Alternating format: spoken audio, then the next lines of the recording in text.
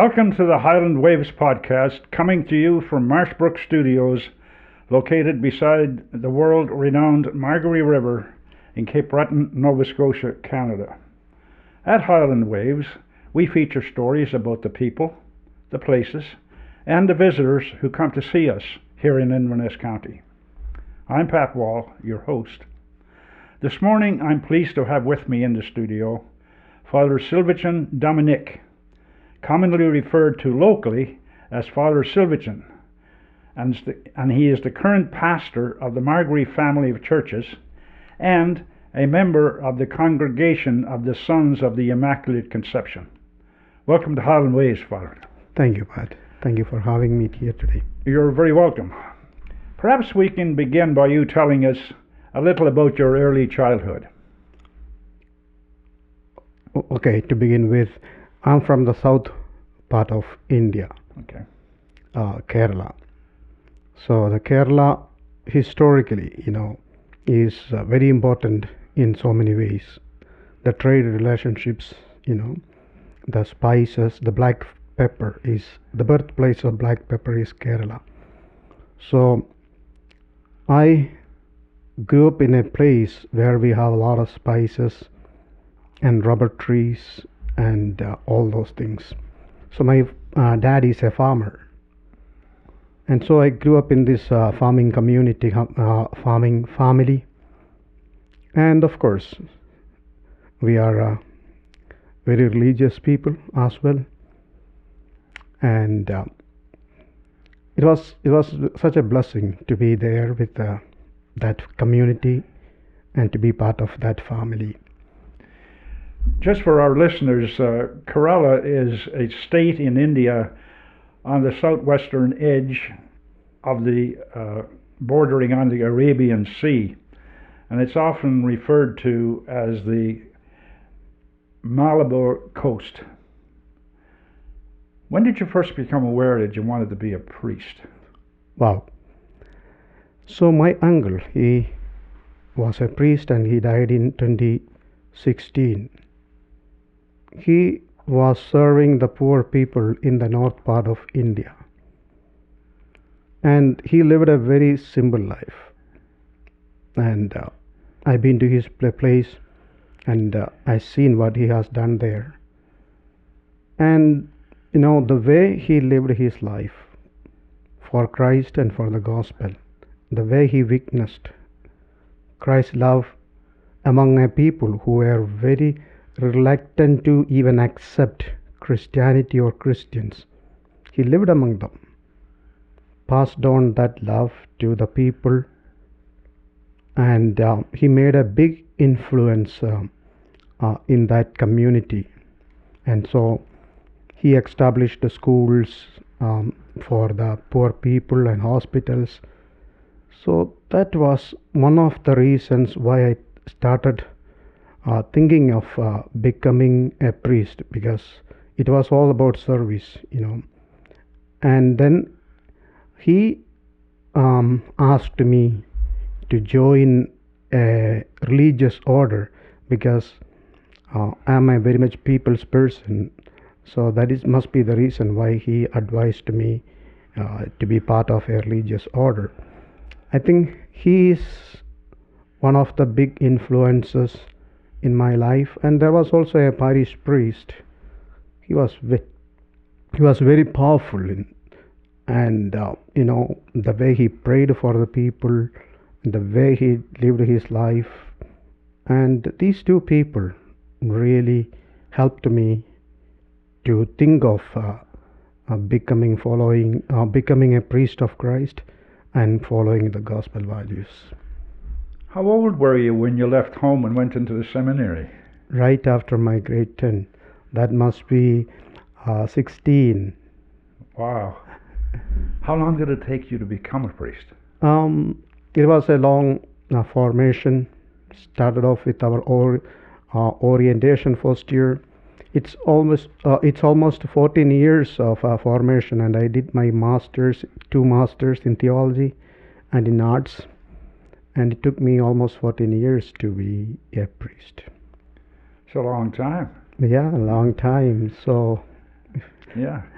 You belong to the Congregation of the Sons of the Immaculate Conception. Yeah. Is that the organization under which you trained? Yeah.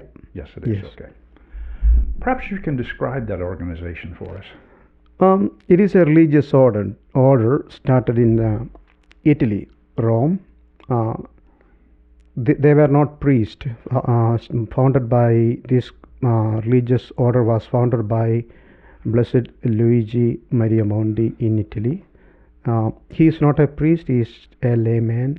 He formed a group of people and then brought them together, and they called themselves brothers. And they started serving the poor people, especially when there was an outbreak of plague. He and his brothers went out and helped the people admitted in the hospital, Santa Spirito Hospital in Rome. So he made a big impression there on the people. And another charism, we call charism of this religious order is education of the poor, orphan, and then abandoned, and then taking care of the sick. And so this is what we are doing even today in the world. How is the organization funded? It's through the hard work of our religious brothers. The brothers working here in North America is one of the main source of income for our religious order. We have also schools. There are also income generating schools for the rich, for the children of the rich people, and then there are also hospitals for the poor, and at the same time there are also big hospitals. Big hospitals are always income generating, but there are also so many other small hospitals that are not income generating because that's for the poor people. So it's mostly the hard work, the income, the salaries we get from North Americas, and we have also our brothers involved in Korea. We have also brothers involved in medical field. They even produce some medicines, and this has been done even in Rome, in Italy, because we had big hospitals there. So the brothers were very much involved in the medical field, and these are main income producers. I noticed searching the web that you have a North American delegation. Yes, we do. And when looking at that website, the pictures that were on there of the brothers or priests that are in that delegation, they were all mostly, it seemed, their ancestry would be in South Asia or African descent. Is that because you recruit more in those countries? Yeah. It is, okay. Yeah. And your organization, as you said, was founded in Italy. Yeah. But it consists of not just priests, but you have psychologists, doctors, pharmacists, nurses, yeah, psychologists, yeah, and teachers. Yeah. So basically you're missionaries. Yeah, we are missionaries. Okay. We can be sent to anywhere in the world. Okay. We are not ordained for a particular diocese or area, but we have to go to anywhere in the world. Wherever they ask us to go, we go. So who asks you? Our superior general, and we have our superior delegate here in North America. So they usually send us according to the need of this time, place. They send the brothers. Here in Margaree, you fill the role of the pastor.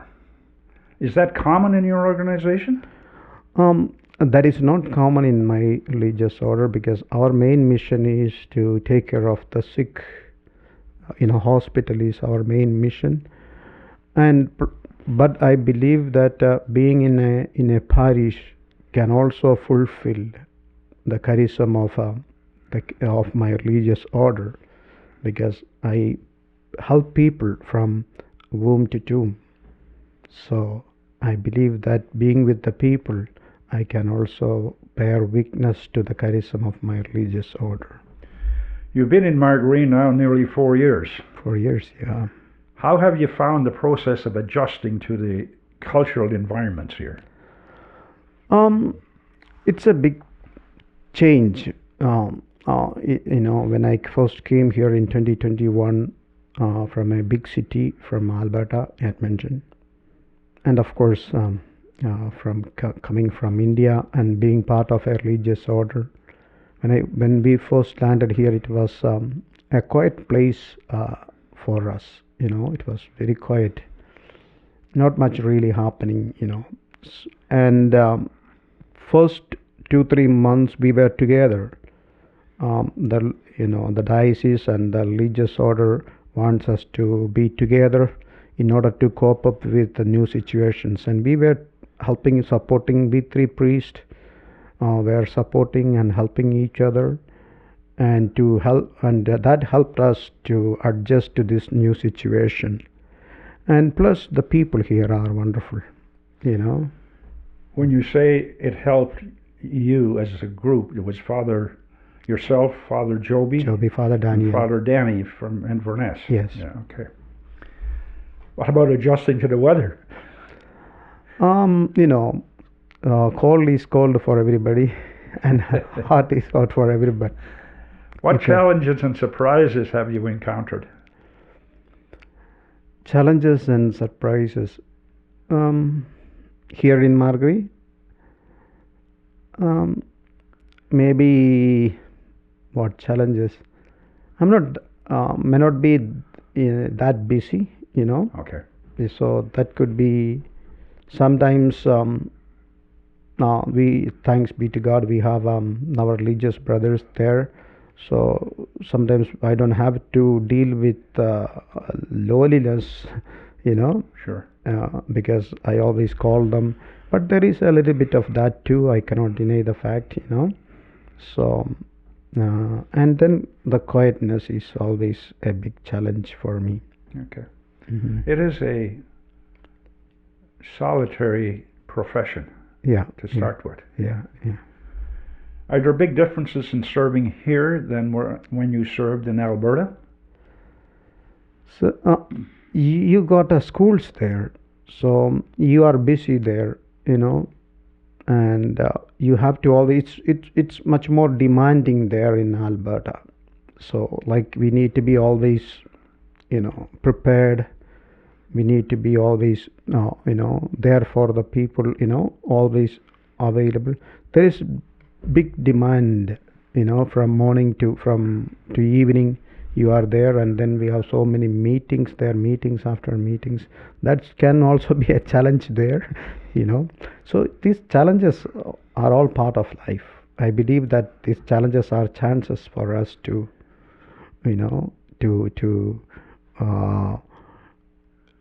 show who we are, to help people the way we can, Have the parish communities welcomed you? Here? Yes. Oh, big time. They are good people. Are you able to incorporate portions of your Indian culture into your ministry here? I don't know. I don't know about that Indian cut, because I like to, if you are in Rome, be like Romans, right? So that's the way I take it, but I don't know whether I have but my spirituality is, of course, it's universal. Universal. Okay. What about the fact you have to deal with 3 separate parishes under one umbrella?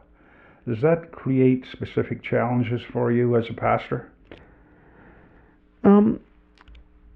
I have never faced any challenges because when they need my help and I go there and help them, and all the parishes, they welcome me, and then I never felt any kind of challenges there. Oh, good. Mm-hmm. What about the Diocese of Antigonish? Does it support you well in what you do here? Oh yes, they do. Okay. They do. You have regular meetings for feedback and that sort of thing? Yeah, retreats and the priest assemblies, and we have dinnery meetings and everything to help. How has your experience in Margaree impacted your personal and spiritual life? Maybe the nature, you know. So nature speaks sometimes volumes, you know. So now I have more quiet time to reflect about my own life, to my relationship with my Lord, and at the same time, I always think of how can I do uh, for the people in Margaree through we have different committees here like parish council, finance committee, and liturgy committee. So how can I work with them to help my people here is something I always reflect, think of. And but the good thing is when I want to do something and I pray about that and tell people, and they are there to help. And I always trust that there is a divine intervention there, when always helping me to do my duty here as the pastor in a smoother way. They are always there. These people are always there for me. That's very good. In your time here, at least I've noticed, there are items that certainly continue to show improvement. Mm-hmm.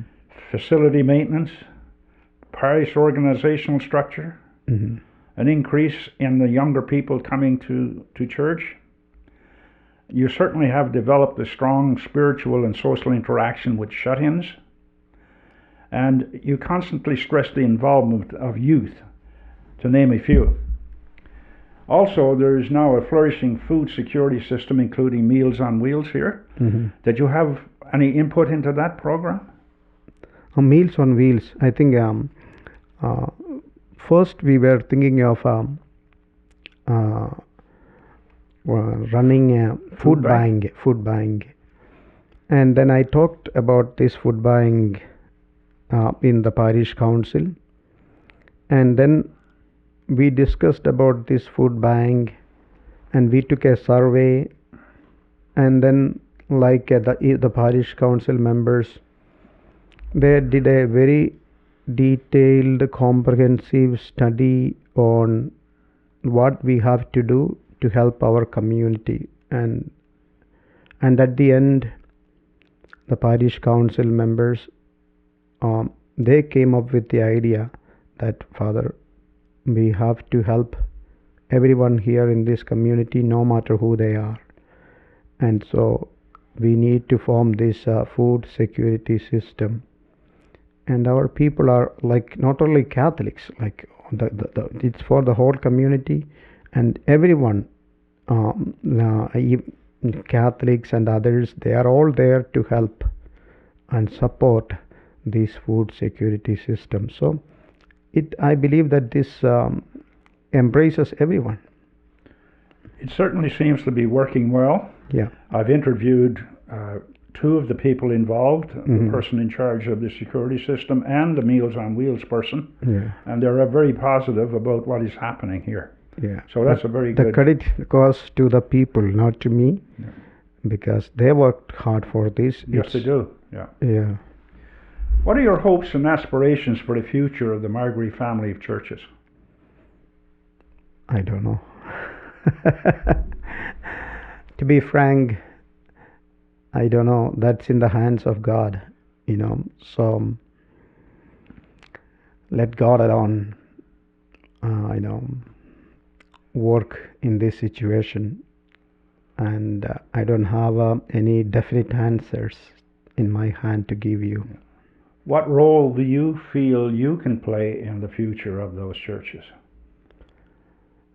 What role? That's a tricky question. What? It's not meant to be tricky. I just want to know. I hope that in the future, like from my part, I pray for the future of the church. And besides that, I don't know what I am doing, what I have to do.